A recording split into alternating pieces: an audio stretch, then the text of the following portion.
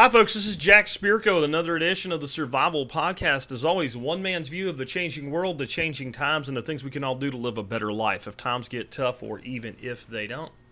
Today is September the 3rd, 2020. It is a Thursday. It's going to be a Just Jack show today. If you are tuning in on YouTube, this is not usual that I record an entire podcast, but I thought this would be a good one today, and it really ties in with some of the YouTube videos I've been putting out lately. For everybody on the audio cast, you won't miss anything by not seeing the video. This will be a typical podcast. I just thought this would be a good way to do a couple things today. I want to let y'all know as I start out today what we're going to be talking about today. We're going to talk. The title of today's episode is "There's a Better Way to Do This." And if you're a long-term listener to the show, you know that's a line out of our theme song, a song that I co-wrote with Greg Yows.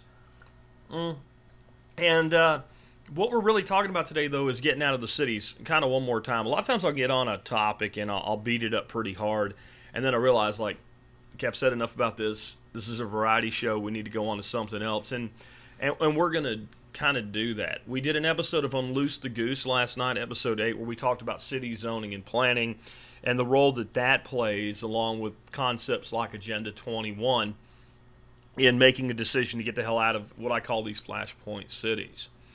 But the reason I'm doing this episode is that I began to put some videos out recently on YouTube saying, get out, get out, get out, get out. And I started to get some weird, to me anyway, at first, it seemed like some weird pushback. People accusing me of basically being a coward, screaming to run away from a fight, and you can't run away from communism or whatever. And as I took the time to actually understand where these people were coming from, I realized that probably the pushback is mostly because these people don't know who the hell I am.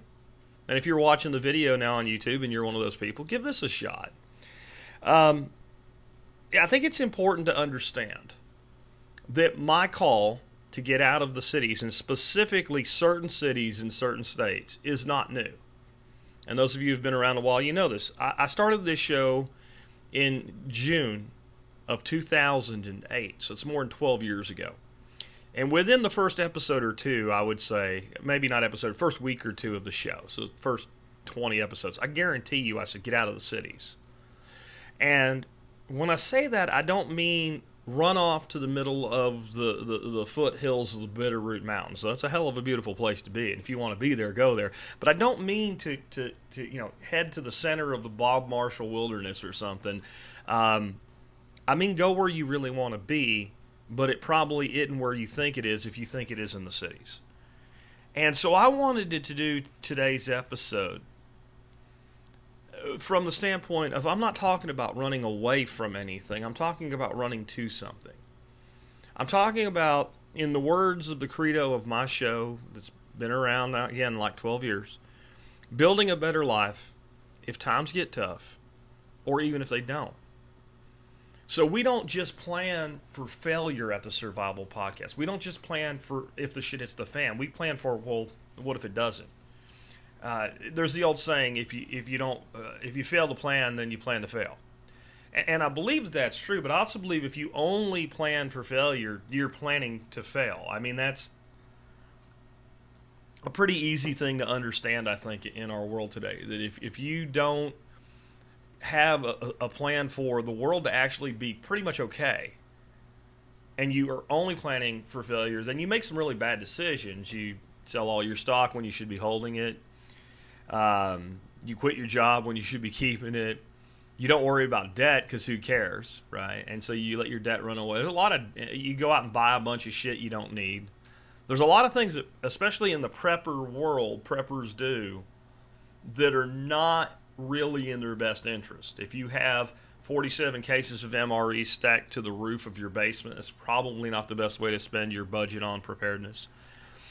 And so when I come at this and I tell you to get out of these flashpoint cities, I want to be clear that I'm not telling you to run away just because of these riots. These riots that are going on right now, and some other developments, the way that certain cities have allowed their homeless population to, spend their time shitting in the street and not doing anything about it, are just the last straw on the top of a very, very tired camel who I've been advising to get a new camel job for a long time.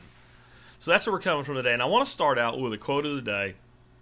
And this is by one of my biggest mentors, a man named Jeff Lawton. A lot of you guys, he's on our expert counseling, answers questions on the show all the time. But many of you, again, with YouTube, and I love this. I'm getting people listening to me now they're brand new. And I guess that's always gone on, but it seems like this subject has brought a ton of people to my message that have no idea who or what a Jack Spirko is. So Jeff is from, and if that's the case, you may not know who Jeff is. Jeff is probably the top permaculturist in the world, which is designing natural systems is all I'm going to explain it as today. It's much deeper than that. But he was speaking of designing what you would think of as horticultural or agricultural food production systems when he said this. But permaculture is much bigger than that. And he said if you're not having fun, you've got the design wrong. You're not having fun, you got the design wrong. So if you hate your garden, you designed it wrong. If you hate your homestead, you designed it wrong. You've done something wrong in the design process. When you sat down and thought about, well, I'm going to put this garden over here, for instance. A common mistake with gardening is, well, we'll put it out by the back fence. Why? Oh, it's out of the way. Okay. And how are we going to set it up? Well, the fence goes this way, so we line the garden up with the fence. Well, is that the way that the sun says it makes sense to put your garden? Does that really make sense, or do you just do it because it lined up with the fence and it looked right? And now that it's far away, does it get really weedy because you only get out there a couple times a week, and then you don't feel like it on some days, and maybe goes 3 or 4 weeks without weeding it? And if it was much closer, and we call a zone 1 in permaculture, to where when you walk out you see it, and instead of saying, well, it's unsightly because it's a garden, it was actually close to you, then you might actually take better care of it. It might be easy because you do a little bit every day instead of a whole lot every 3 or 4 weeks. And you make sure you keep it irrigated and stuff like that. So if you design it right, that naturally happens. So what that has to do with the cities and getting out of them is that one of the common themes that I've found in a lot of people's lives in America today is they're not happy. And maybe that's why that's my granddaughter in the background. It's a hazard of the podcast. One of the reasons that they spend so much time with their head up the ass of the media, and I know you're enlightened and you don't watch MSM media or whatever, you go to alternative media or whatever, but people actually seek out anger. They seek out things to be enraged by, offended by, and upset by, and the right's no better about it than the left. They just have a different thing that triggers them. And you have to ask yourself, why would a person who already knows that a lot of things out there suck spend hour upon hour upon hour of every day kind of bathing in these things that make them even more upset and more angry? And the reason that's the case is when people are unhappy, they actually tend to comfort themselves, believe it or not, with more unhappiness. They actually fear being joyful. They fear enjoying their life to the real core. Because the problem with it is, it's like breaking a loneliness cycle. If you've ever lived alone or by yourself, you know that eventually you get to a point where it's actually pretty easy and it's kind of enjoyable to be alone. It's quiet, it's peaceful, you can do what you want when you want, the way that you want. I grew up hunting and fishing. I spent a lot of time alone on the side of a trout stream or up in a deer stand. And it doesn't bother me. But when you live alone and you don't have friends around and you're there for a long time like that, weeks or months, and somebody visits, you tend to kind of like verbally vomit on them at first because you're finally talking to somebody. And then when they go away, loneliness kicks back in and it sucks because you broke the cycle. Now you have a contrast. If I put a white letter on a white background, you can't read it. If I put a white letter on a light gray background, you can read it a little bit. But if I put a white letter on a black background, it shows up really bright. It's easy to see.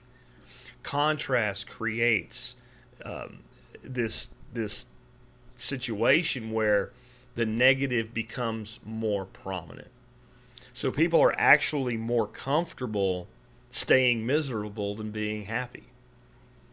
And that, I think, is one of the reasons that people resist improving their lives and really doing the work necessary, because leaving is not a solution unless you know why you're leaving and where you're going, and you're running to something, not away from something. And again, I want to reiterate, there's nothing new about my message to get out of the cities. And I think it'll help you understand why some people are so opposed to this message right now. It's false bravado. The number one people I'm hearing like really get kind of mouthy in the comments, and you just look stupid when you're mouthy in a text comment, by the way. I'm just saying. They're all, I'm former military, and they post their unit they were part of or whatever. And look, you know what that'll get you? If you kid up like one of the Boogaloo Boys and go into one of these riots and confront rioters with your guns or whatever, or get in a shooting confrontation or whatever, it'll get you maybe a pat on the back from the very nice police officer who will handcuff you, shove you on your face, and stuff you in the back of a squad car. It won't buy you anything. It won't mean anything. It won't help you. And there's a lot of people that aren't former military, kind of the same attitude. And this is what I find interesting. So I've had this message for over 12 years. Nobody got that way last year or the year before or the year before or the year before, and the message is the same. These cities suck. Get out, and get out now. But now all of a sudden everybody wants to bow their chest up and be Mr. Badass and just get back with a sniper rifle and pick them off. That's an actual dumbass comment that one of my videos got. Just start picking them off. Maybe they'll go away. No, maybe you'll go away for the rest of your life, or into the gas chamber, or with a lethal injection, depending on what state you live in. And these people saying this shit, they don't really mean it. It's a sentiment that they're venting their anger with, but they're not out there doing it. And I found it also interesting that when I've had longer conversations with these folks trying to understand them, almost all of them don't live in the places I'm saying to get out of. Isn't that interesting? Turns out, they live in Omaha or something when they don't have these problems.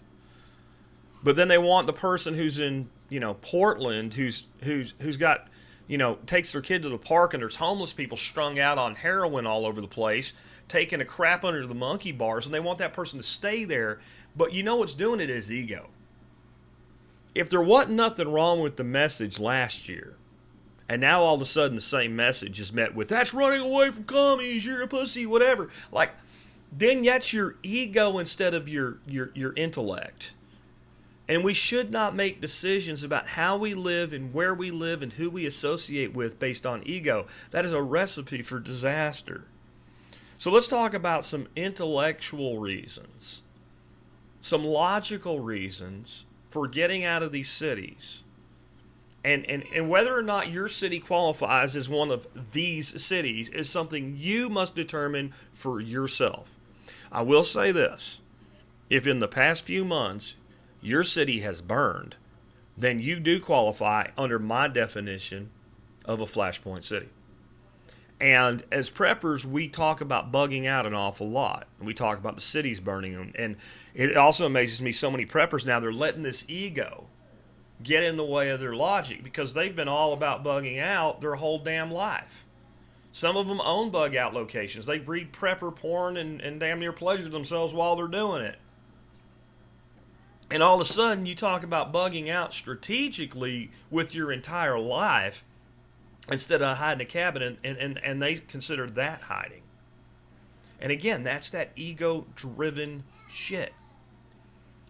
And so I'm going to, probably one of these 8 bullet points here will have something to do with the riots, but the other 7 won't have anything to do with the riots. Again, this is the last straw on the back of the camel. So first of all, lack of land use and freedom. Land use freedom. In other words, can you do whatever you want to do with the property that you spent a lot of your time in your life working for in order to have? Or do you have to get somebody's permission? A lot of you live in a place where something as simple as you go down to Home Depot or Lowe's, say, you know what, I want a storage building. Right? It's not some tin shack that looks like the Beverly Hillbillies live in it. It's a nice, tough shit. You go down there and you look for the one you want. You got that big one there with a loft in it. That's about right. You talk to the nice little man behind the counter, and he sets up an appointment for somebody to come out and install it for you. He says, wait a minute, you live in so-and-so district or whatever. Do you have a permit? You're like, what? Oh, yeah, we can't have our installer come over there and do this without a permit. You have to get a permit to put a shed in your backyard. That's just one example of many examples where this doesn't make a lot of sense to me. I believe that when you live somewhere and you've expended your sweat and your blood and your tears working, whether it was through a business you own or through employment, and you realize that American dream of owning a home and you buy your land, it's yours. Crazy that it would be yours, and you should be able to do what you want to with it. If I want to put a shed up on my property, I put a shed up on my property. If I want to put a cross fence in, I put a fence in. If I want to put a pond in, I put a pond in. If I want to put a pool in, I put a pool in. If I want to have chickens, I get chickens. If I want to get ducks, I have ducks, and I have both. If I want some dogs running around, they can run around in my yard. I fence the yard in so the dogs don't bother the neighbors, but no one comes here and tells me my dog needs to be wearing a license to be a dog. I have complete and total freedom. And I don't live in the middle of nowhere. For those who don't know me, Fort Worth is about 25 minutes away, downtown Fort Worth. Fort Worth didn't burn during all this shit. Fort Worth is a city run by Republicans. I'm not part of the false dichotomy. We'll get to this later, but what I've said before is the way people vote does tell you how they think, and you understand the people that you're around and you're in communion with. And that's a really important thing when we're making a decision about where to go. But I'm just going to tell you this is only going to get worse. And we'll talk about more about how it's going to get worse in a little bit. But my number one reason that I want people to get out of these cities and get out of these city suburbs, these beltway suburbs, is so that you can do whatever it is that you want to do with your own land. So next up, taxation. And this is something that's not just city-based. This is state-based. I really think you should think about giving yourself a raise. The way I look at it, the state, and when I say the state, I don't mean the state of Texas. I mean the state as an entity. Federal government, local government, county, all of it. The state is my enemy. And I'm not kidding when I say that. The state is my enemy. The state, who's supposed to protect the people who I've watched stand by and stand down while rioters burn people's homes and businesses, is my enemy. That's only one reason they're my enemy. They're my enemy for many reasons. Chief among the reason I consider the state as my enemy, and I bet you that even if you are having a hard time with me saying that what I'm about to say is going to be true for you too. There are things the state does with my money that they take against my will that I consider reprehensible. I don't just consider them things that I don't want. I consider them things that are immoral. I think the state does immoral things with my money. And this is why it's universal, because the state does so many things with money that they steal that almost everybody, from people on the extreme left to the extreme right to people that are more of an agorist voluntarist like myself, etc., all of us can agree, maybe not on the thing that does this, but there are things that we consider immoral done with our money. And the states, lowercase 50 states within the republic, are not immune to this. In fact, in many ways, they're more guilty of it. And I want you to think about something else with government. People think the federal government is the big oppressor. And I'm not saying that they don't oppress, but the truth is, in a system of government like we have, in a republic, the smaller body of government is the most oppressive. And I know it seems counterintuitive, but I'll explain it to you from this way. The federal government has its laws and its rules and its regulations and its codes.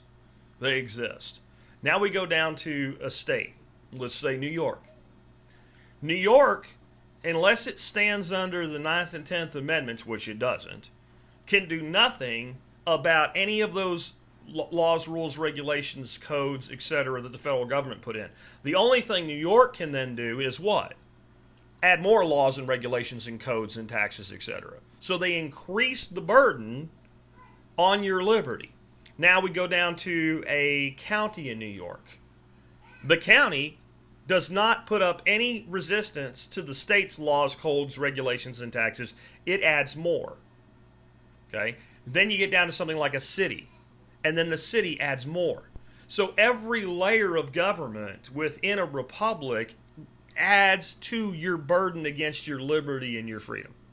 You see how that works? Because all they can do is add. And then some of you guys are so mentally defective that you're like, 4 layers of government is not enough government in my life. I'd like a 5th one. And you create your own private government, known as an HOA, which can only serve to add more cost and more burden against your liberty. So when I'm looking at getting out in a tax stance, then I want to first of all look for a state. I'm not just talking about getting out of a city now. I'm talking about getting out of a state. I want a state that either has very, very low or no tax on my income. I'm far less worried about a sales tax because there's so many creative ways to avoid sales taxes. Right? And we won't get into those today, but if you listen to my show, we talk about all the time how to use barter, how to use cryptocurrency, how to be a voluntarist, how to use counter economics, how to make your own things, how to avoid sin taxes through making your own alcohol or what have you. Like, there's so many ways around that. I choose to buy something or not. When you tax my income, it is to me the worst tax that there is because you're taxing my productivity. So simply by moving, you can actually increase your income simply by having less of it taken away from you. And with the changes to the federal income tax system, doubling the standard deduction and eliminating the SALT deductions, there's no advantage to living in these high tax state environments, high tax counties, etc. So high taxes are another reason to leave, not just riots. And they will only get worse. Do you really think that these cities and these counties and these states that are having all of this pressure put on them because others are leaving? I just saw an article where there was a fleet. It was somewhere in Manhattan or the Bronx or somewhere in New York. I think it's like the Lower West Side is where it was. It literally looked like a convoy of like Ryder and U-Haul trucks leaving. So as all these productive people leave and the tax base erodes, but the city is just as greedy as it ever was, the county as it was, and a state as it was, you think you're going to lower your taxes? No, now there's less people to tax. They got to raise them. So your taxes are going to keep going up. And then, right in there, an ongoing migration of the most productive people are already leaving. This is also not new. It was probably 6 or 7 years ago was the first time I pointed out the discrepancy of renting a U-Haul in Los Angeles and driving it to, let's say, Dallas, Texas, versus the cost of renting a U-Haul in Dallas and driving it to L.A. The Dallas to L.A. rate 5 years ago was about 60% less than the L.A. to Dallas rate. And the reason, about 40% less than the L.A. to Dallas rate. And the reason for that was that U-Haul knew if they wanted to get a truck back to Dallas, like it was a Dallas truck and it went to LA and you needed to get it back to Dallas, you could do it.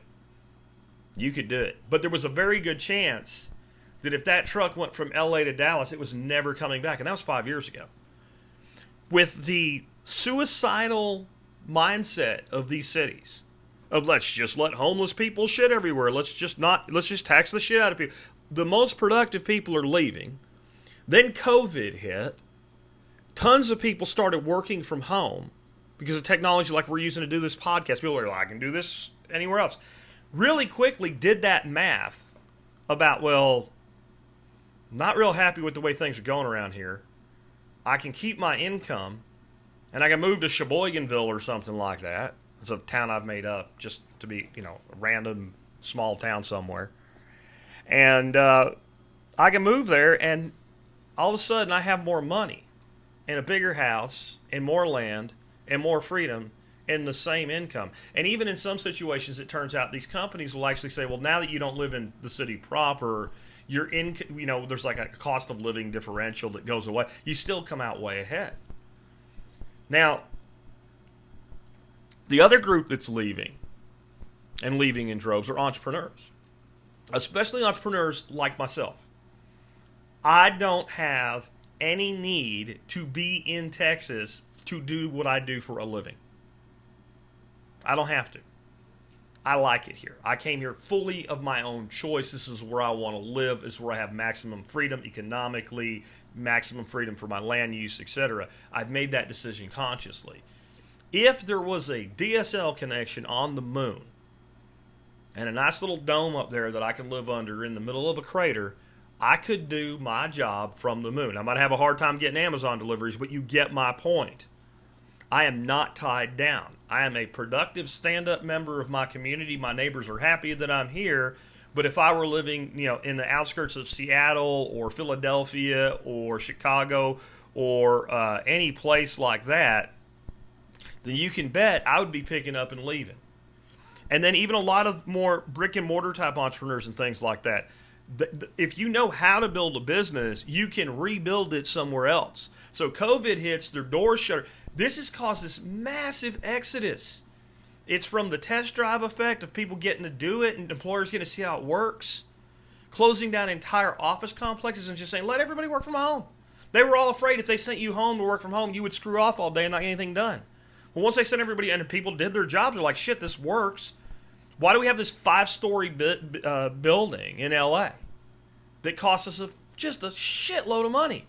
We don't really need it. Or maybe we need a small facility for the people that actually have to be here, like, say, shipping and receiving, and everybody else that's logistical will just send them home and get a smaller facility.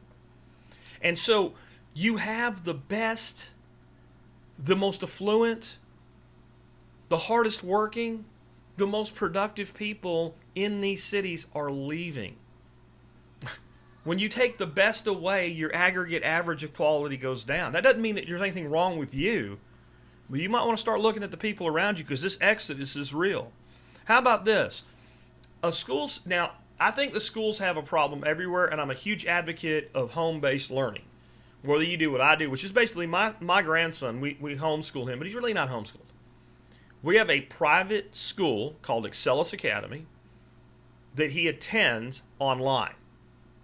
That's one way to do it. There's unschooling. There's straight up old school homeschooling. There's all these options. I recommend get your kids out of school. But there's no doubt that a child going to a school in Philadelphia or its suburbs, or Chicago or its suburbs, even the nice ones, right? Or Seattle or Portland or any of these flashpoint cities where this shit's going down, they're literally being brainwashed in their schools. They're being taught if they're cisgendered white kids to hate themselves and to despise their parents. Again, the state is your enemy. The state is your enemy. Malcolm X once said, quite famously and so spot on, only a fool would let his enemy educate his children.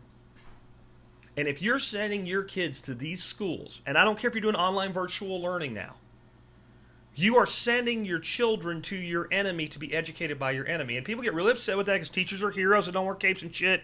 I'm sorry.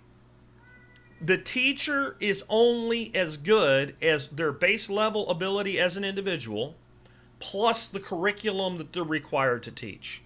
And the teachers went to the collegiate system where they were brainwashed to be self-loathing, self-deprecating, and believe in this social justice crap. And now they think they're doing the right thing when they're teaching the curriculum that teaches this to your kids. While I recommend you get them out of school, I can promise you that a kid is going to be subject to less of this shit in a place like North Central Texas or Central Nebraska than they are on the West or the East Coast or places like Chicago. And so it'd be another thing I would check if I was going to move. Stop looking at schools and judging how good a school is because of its test scores. It's a bullshit metric that they use to justify charging you more property taxes. People always tell me the schools are better there.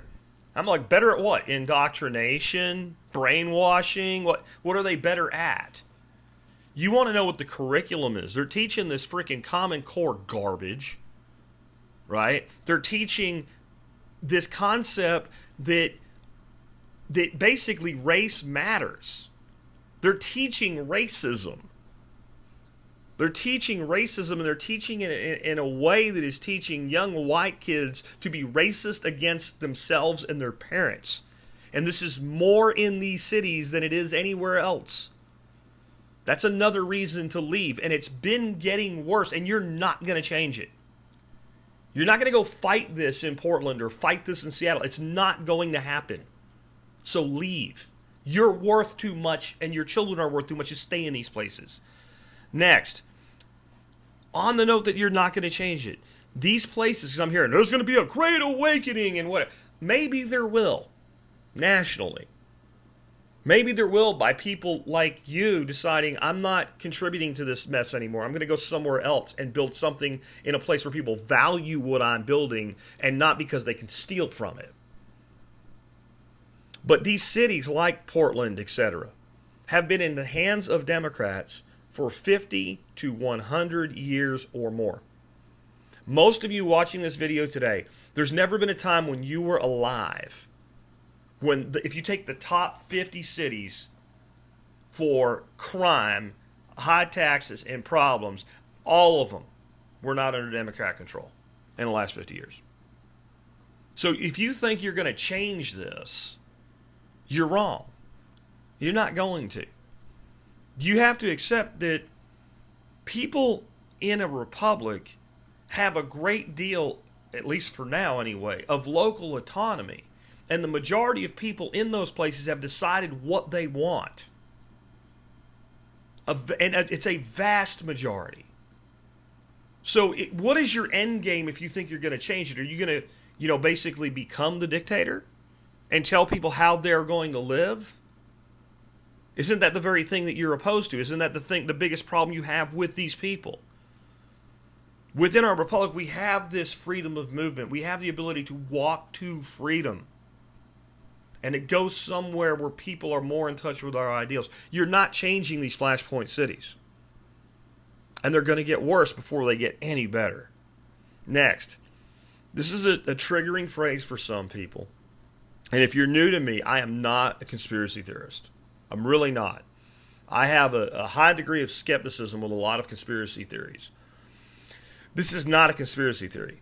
This is open in black and white, and you can read it. There is a movement that is a global movement sold through local action called Agenda 21. And what it's designed to do is pack as many people into the cities as they can and open up these vast swaths of supposed nature. Now, I know that if you're an environmentalist, you're thinking, well, that's good.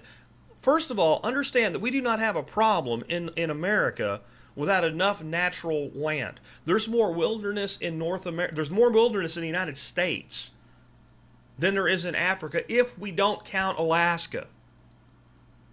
If you've ever driven across this country, we have vast swaths of wooded, mountainous, and I'm all for more. But not at the expense of people's quality of life and cramming them in like cockroaches in a roach motel, which is what Agenda 21 is.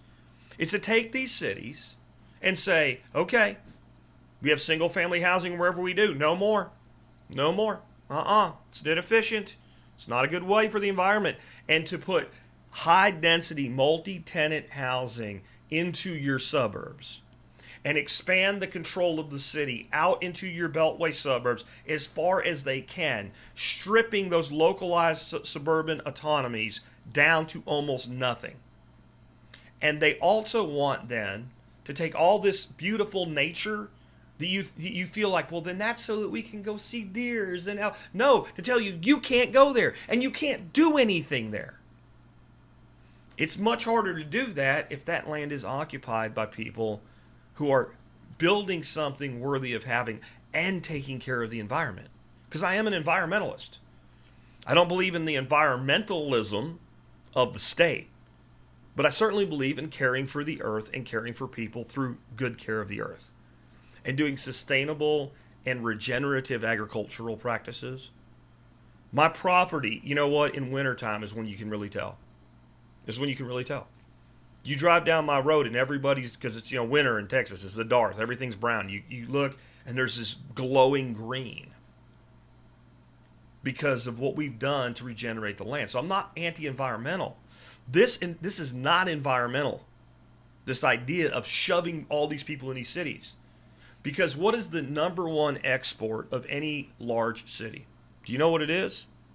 Garbage. Number 2, sewage. If you put people on, I don't have any waste from our sewage that goes anywhere. We have a septic system that can handle the entire, it's a natural system. If you think about it, deer and elk and everything and bears run around in the woods and they shit all the time and there's never a problem. Why?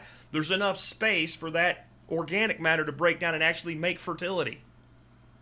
When you put 80,000 people in one building like they're doing in Asia, and they plan to do that here next, and you make a building that's literally a standing city where people can be born in the building and never leave the building their whole life, where does that waste go? It cannot be processed where it is, so it has to be exported. So it's not good for the environment. But this, and I'll leave it to you. Maybe one day I'll do a whole show dedicated to Agenda 21. But I'll just tell you, it is the most anti-freedom thing for humanity that's ever been proposed. And it's actively being done mostly by local city governments. And the more you're into one of these kind of, the most progressive cities have the biggest flashpoints. Think of if I say, what city do you most not want to be in right now? The first one that comes to most people's mind is Portland.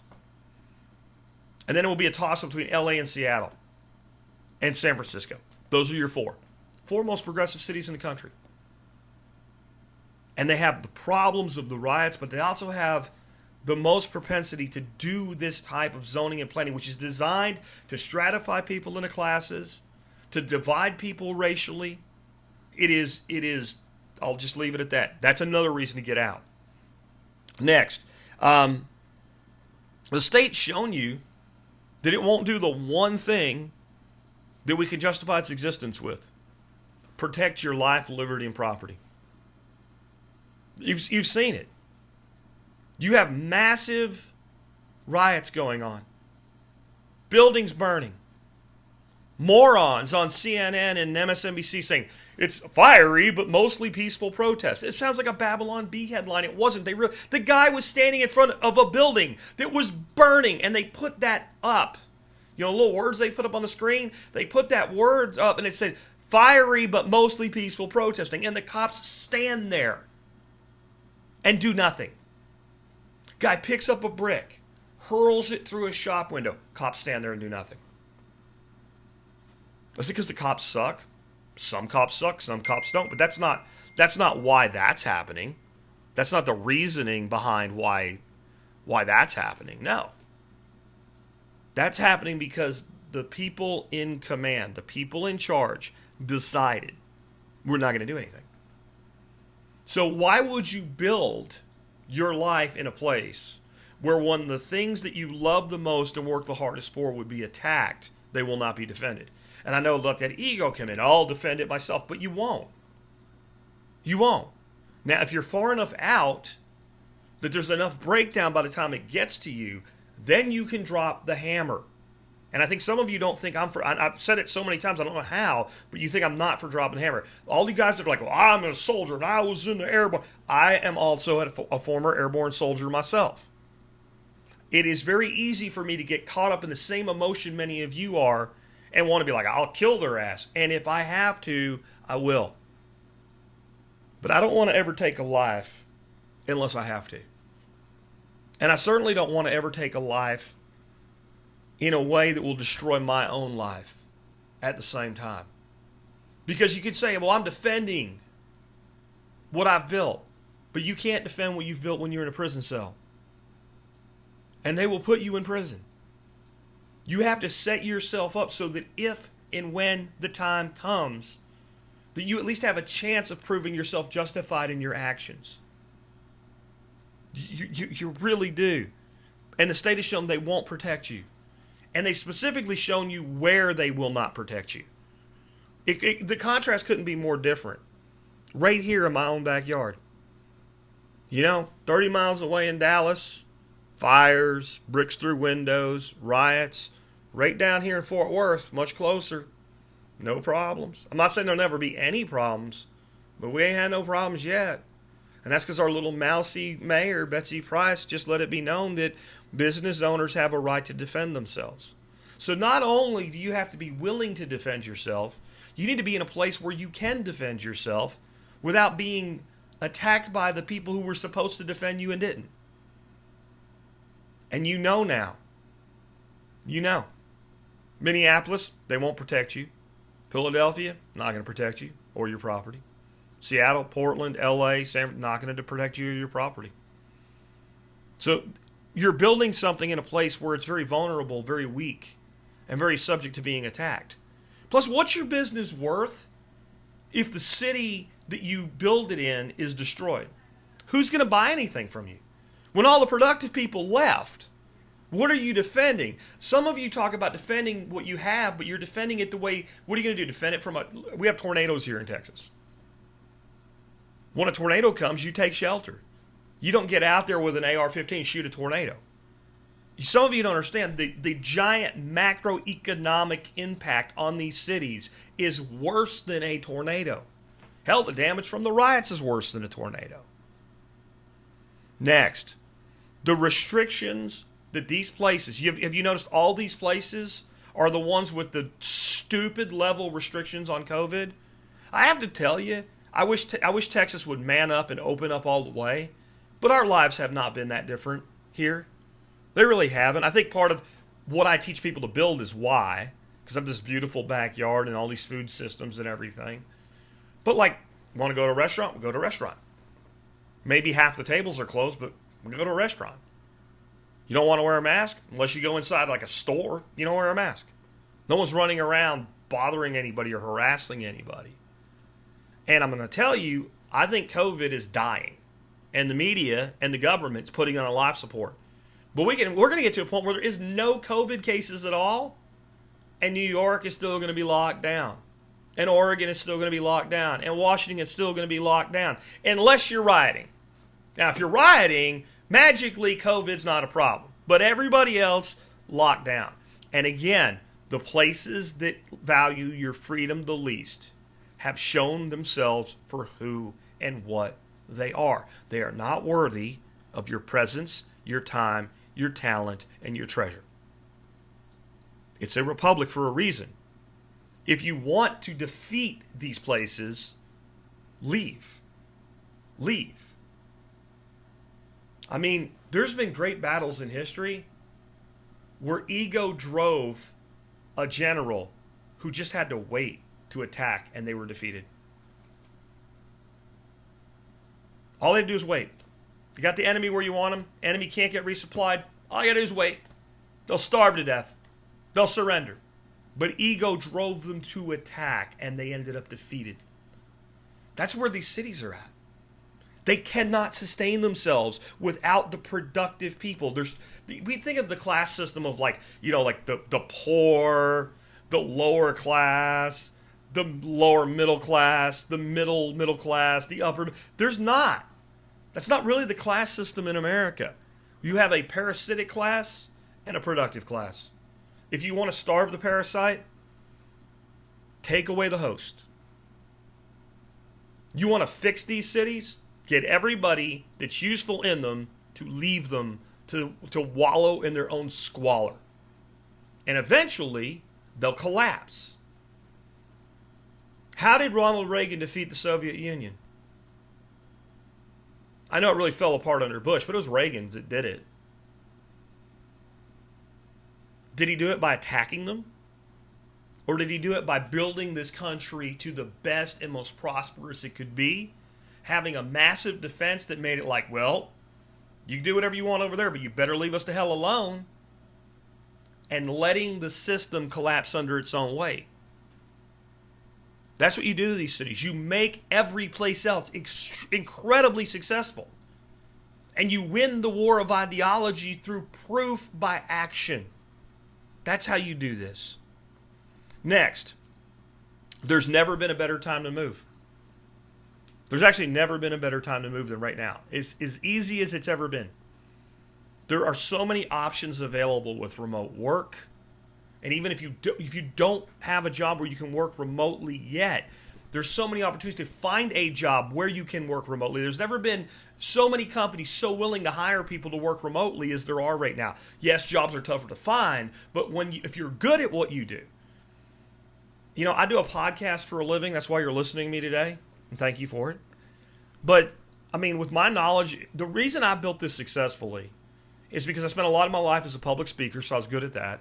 And I'm passionate about what I do, and I wanted to do it. If I just wanted to make money with what I know about internet marketing, I could have 4 or 5 drop ship products. I don't have to be out here producing a podcast every day, videos every day, all this educational material. I don't have to do this. Nothing requires me to do this other than that I love it and I want to help people. I know that might sound a little bit, overly altruistic or something, but it's true. That's the only reason that I do what I do. So what I'm getting at is if you can't get a job working remotely, build a business. There's so much opportunity for hustle. I'm not saying move in the middle of nowhere. So you can move somewhere and start doing DoorDash and Uber Eats and deliveries for Amazon and shit like that, like boom, like that. You get the right kind of property and you have the ability to rent out some space for camping. You can use HipCamp. There's a freaking website called Rover where you can pet sit for. There's so many ways to hustle money until you figure out what you want to do. Build a business, find a career, find a job that allows you to have the freedom that you want. It's never been easier. Never been easier. And COVID is going to wane off. And if you go to the right places where they still have services like Uber and Lyft, you can do that.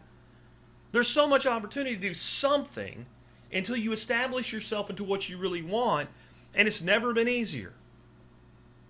20 years ago, 80% of the shit you can do to start making money the minute you drop into a location didn't even exist. Didn't even exist. Or you can build a lifestyle business like I have. If you're good at it and it's what you want to do, then by all means do it. Never been easier. Here's the catch. It will not get easier from here. It will get harder. Everything about this is going to get harder. This is the pinnacle of opportunity. There is some difficulty because of COVID, but there's an offsetting opportunity because of it. Whenever there's problems, those who can solve them can prosper. And boy, we have some problems right now.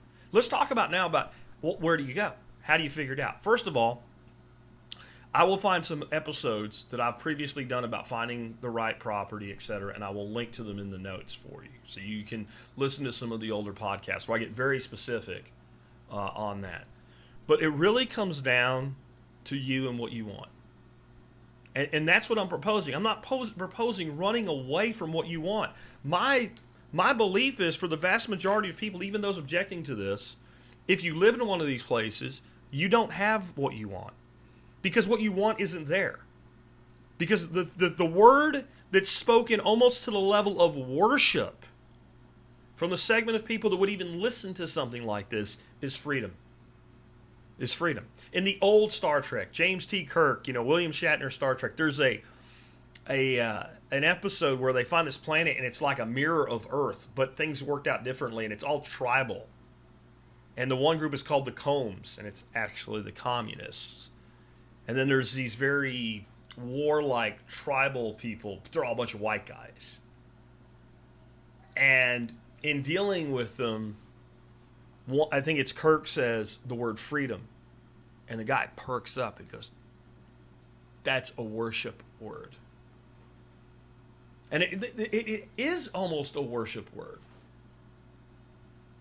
And in any way that word could possibly be meant. And I know some of you will take offense to that because it's false idols or whatever. I don't mean it that way. I mean that it is held in the highest esteem by people who don't even know what it means anymore. It's like a giant carrot out in front of the donkey. But you're never going to get there because the more you move toward it, the more it moves away from you in these places. So you want freedom. And that has to start out, like I call them the two most co-important factors. Number one is the people around you. So if you find a place that has the freedom that you're looking for, you'll probably find that the people around you in that place are people that you want to be around. Because in the end, in our system of government, in this country, the people actually do get what they want. Unfortunately, it falls under what our founders said they were trying to avoid but failed to do so, is what's known as the tyranny of the majority. The tyranny of the majority, especially at the local level. The systems of checks and balances that are nowhere near strong enough at the federal level are almost non-existent at the local level. A 1% majority can pretty much railroad everybody else in a neighborhood or a borough or a township or a city or a county. 1%. So if you want to own chickens, don't move someplace where you can't have a chicken and then try to have a chicken. Find a place where you can already do the things that you want to do. When I bought a place up in Arkansas years ago that we lived in for a while. And we were up there looking around, and I'm like, boy, it sure looks like I could shoot my guns up here without any problems. And the real estate agent goes, well, maybe, I'm not sure. About 3 seconds later, up at the top of the hill, we hear, kind of, you could tell it was like measured target practice. And I went, well, I know I'm going to be happy living here. This is my kind of place. If you want a place, if you're a religious person, and you're of a particular faith, pick a place with a couple churches that are of that persuasion. That means if you go to a place and there's one of this church, one of that church, one of this church, and there's 4 of, let's say, if you're Methodist, and Methodist churches, there's probably a lot of Methodists there. Not that there's anything wrong with anybody else, but if that's important to you, look for people who are already thinking the way that you think. Because otherwise you're an outsider coming in trying to change things. And I want to say something too real quick here. Shut up, please. Shut up with this. All them liberals are going to move to your state and ruin it. My state doesn't have a problem with liberals coming from somewhere else. Our cities are making liberals. Dallas, Austin, Houston, and San Antonio. Houston less so, but parts of Houston are like liberal factories. And you know why? The schools. The schools are doing it. And they've done it for multiple generations, and they keep getting better at it. You said the school system's a failure. It's a failure if you expect it to do the job of educating your children to think critically. But if you judge it based on what the state has always wanted it to do, teach statist thinking from a leftist agenda, they work perfectly. And they keep getting better at doing it. That's why when you say, well, the schools are better here. Better at what? Teaching liberal agendas? So Dallas is my problem when it comes to liberals. Austin is my problem when it comes to liberals. People that move here from California, not because somebody sold a factory and moved to here and they had to. People that are like, screw California, I've had enough and they've come here. They're my allies.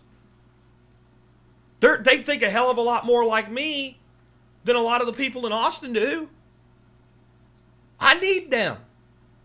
And I'm suggesting that you look for places that think the way that you do when you go there. That's one way you make the decision. The next thing, and it's the co-important factor because these are equally important, is knowing what you want in the first place. Most people don't know what they want. That's why they live life so aimlessly. Have you ever thought about this? Every day, ships leave ports, travel across vast oceans, and arrive exactly where they're supposed to arrive, exactly when they're supposed to arrive. So a ship leaves Tokyo Harbor in Japan and sails to San Francisco. Thursday at 1530 hours, it arrives exactly where it was supposed to. How?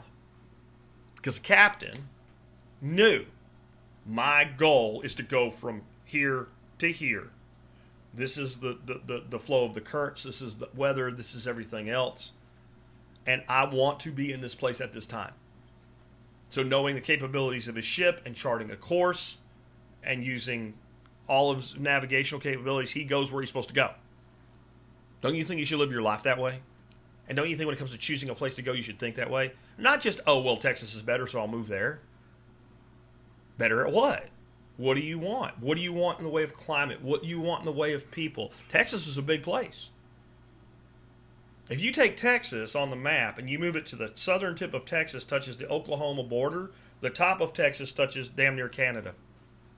And that's just one way across the state. It's another 800 miles going the other way across the state. So even if it's Texas, Texas where?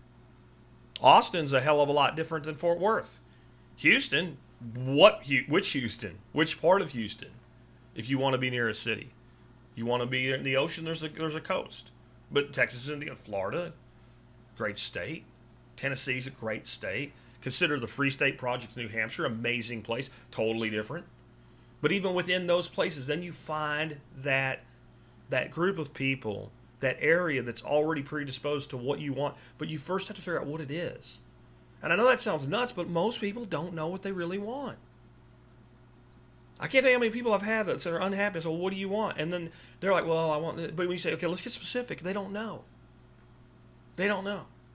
Spend some time with yourself. and ask yourself what you really want. Design your life.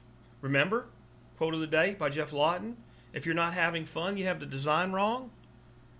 Well, the design start with knowing the end and then putting the pieces together to get there. Next, many times the move is not as radical as people seem to think. 2 miles down the road is HOA hell. If I lived there, I never would. But had I taken a different path, and I ended up in one of those McMansions down there, with an acre and a half of land that I can't do anything with that I want to, I'd only have to move down the street 2 miles to get to a place like this. That's all I'd have to do. And in other situations, you need to get the hell out of your state. You couldn't pay me to live in New York State. And that's sad, really. Man, there's some beautiful places in New York State. The Finger Lakes region is unbelievably gorgeous. A lot of the things that I love to do from a standpoint of, gardening and farm forestry and stuff is so much easier in New York. But I'm not letting New York State tax my income. I'm not doing that. So you have to figure out what you want, and then you have to move appropriately to meet that. Next, you really should factor in geographic arbitrage. I've had people tell me, well, I looked into it. If I move to such and such place, which seems like a really great thing, I'm going to make $20,000 less a year. And my response to that is always, how much less money will you keep? What? How much less money will you keep? It's not how much you earn. It's how much you keep that matters. So a lot of times people might even end up taking a pay cut because, yes, it pays less to do your same profession in this other place because the cost of living is lower. But where's the differential greater?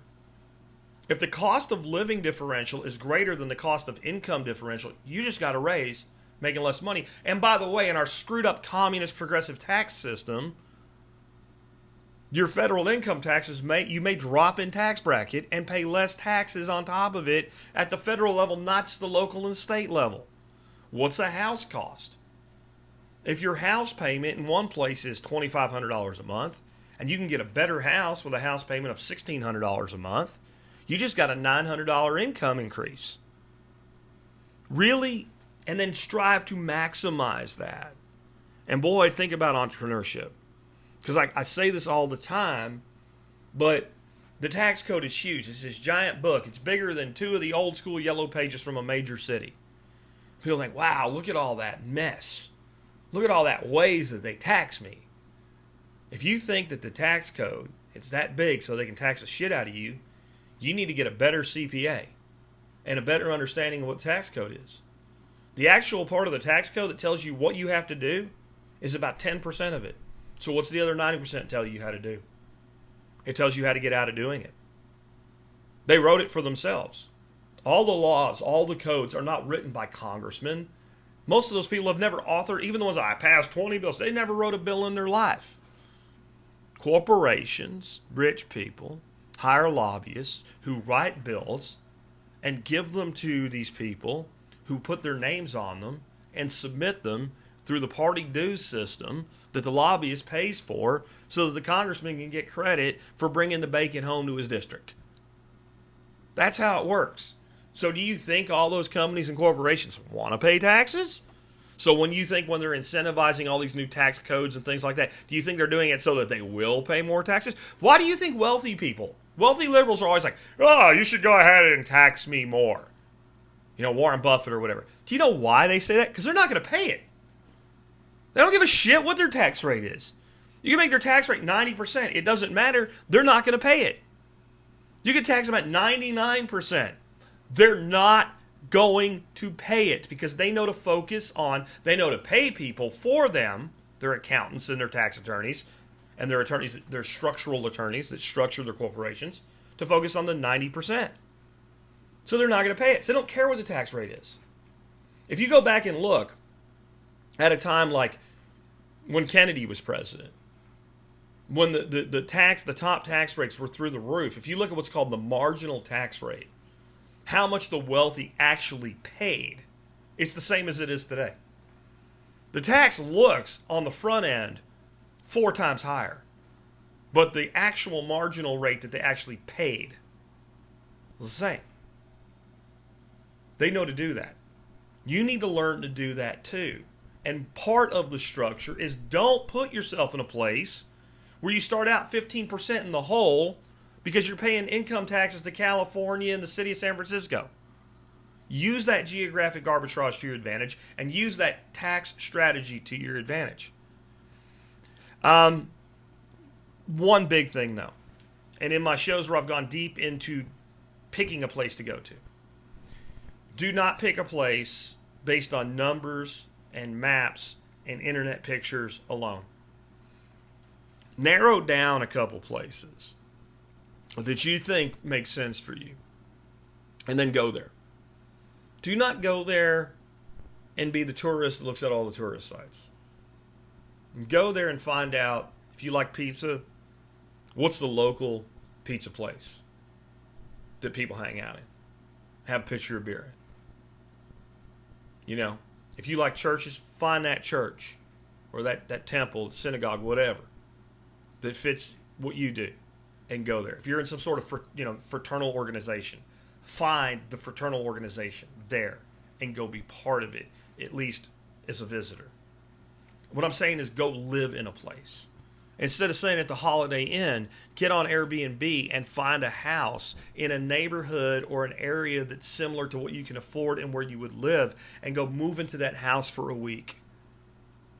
Experience it as though you live there before you choose to live there, so you know what you're doing. I think so many people that end up deciding this was a bad move for me wouldn't have ended up there if they had done that with 2 or 3 places. And people are like, well, it's expensive or whatever. It's the rest of your life. It's an investment. Definitely visit. And that's one of the things I mentioned, Free State Project. That's their big thing right now. They're like, come visit New Hampshire. And you can go to fsp.org/visit-NH and learn more about that. And what I really like about you considering that, and I'll be clear, I'm not going. I've supported these people for a long time. I love what they do. But New Hampshire and me, when I did the all calculus of where I want to live based on my family and my desires and freedoms and climate and everything else, because I don't really like it cold. I'll just be honest with you. I don't like the heat, but I really don't like the cold. So it's not for me. But if you're open to it, what I love about that is if you get in touch with them, they'll be like, well, what part of the state you want to visit? If you're like, I don't know, they'll say, well, let me tell you some different regions and let me hook you up with some people. And when you come, then people that will actually be, hi, my name is Tom and I'm here to greet you. And hey, let's go to dinner together. And I'll tell you about you have that infrastructure in place there. If you can do anything to find and tie into things like that, do it in other places. Get involved in social media beyond sharing an article that's designed to upset somebody. Get involved with our groups at the Survival Podcast, like our MeWe group, the Survival Podcast Hangout. Go post there. Say, hey, I'm thinking about going to fill in the blank. Anybody from there? Can you tell me anything about it? Like, what would be a good time to come? Where should I stay? Are there job opportunities? Get in our Telegram group. I'll put a link in the notes today for our TSP and our Unloose the Goose Telegram groups.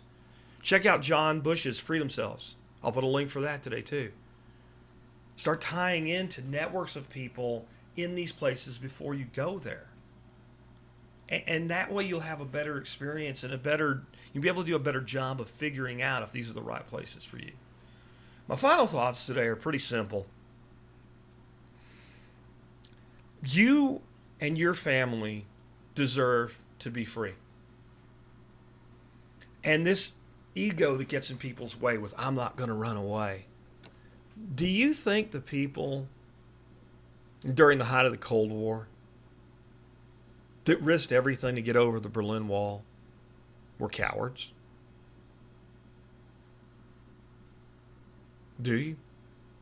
Do you think that the members of the underground, like my family, during World War II in Holland, that risked everything to help get Jews out of Europe to safety, were aiding cowards? Do you think Cubans who got into a boat that really wasn't worthy of going across a lake and crossed an ocean to get to Florida were cowards that were running away? Or do you think they were people that believed so much in freedom that they said this is worth the risk and it's worth the cost to have more? Well, I've said this before, but like one of the states that really is not worthy of your presence and your time and your money is New Jersey. And I can say whatever I want about New Jersey because I was born there. Yep, I was born in New Jersey, Red Bank. The Delaware River is not the Berlin Wall. But that doesn't mean that you might not see it the same way. Simply a geographic impediment to a better life. Maybe Pennsylvania is not the place to land, but if you give me a choice between Pennsylvania and New Jersey, I'm telling you, at least I'm going to go to the state that believes that I'm mentally capable of pumping my own gasoline. And I'm going to go to a place, in Pennsylvania, if you have a house that you pay $1,500 a year in property taxes on, in New Jersey, that equivalent house will cost you about $10,000 in property tax. How's that for geographic arbitrage? For crossing the Delaware River? Hell, Washington crossed it, right? I guess he went the other way. But if Washington can cross it in the middle of a blizzard on Christmas Eve to kill the British, you can cross it to lower your property taxes. And that's one, like people say, I believe in America, I love America. I do too. And that's what makes America great.